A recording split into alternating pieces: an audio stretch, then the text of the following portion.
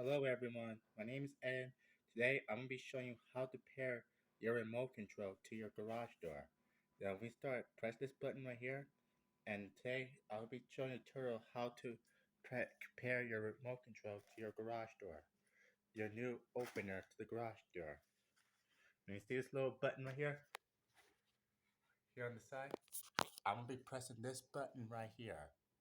See this little circle button? Press the button. Now let's get started. Now, what we must do is press and make sure the light clear. See how the light's blinking? And make sure press this button right here twice.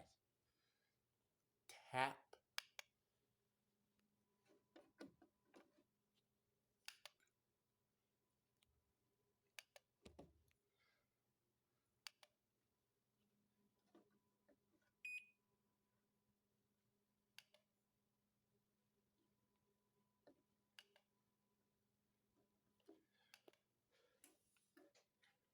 Yeah. And make sure the button goes up. Then I think we're all done.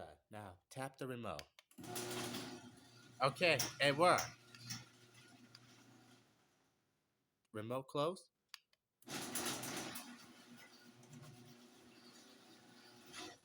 Okay, button all done.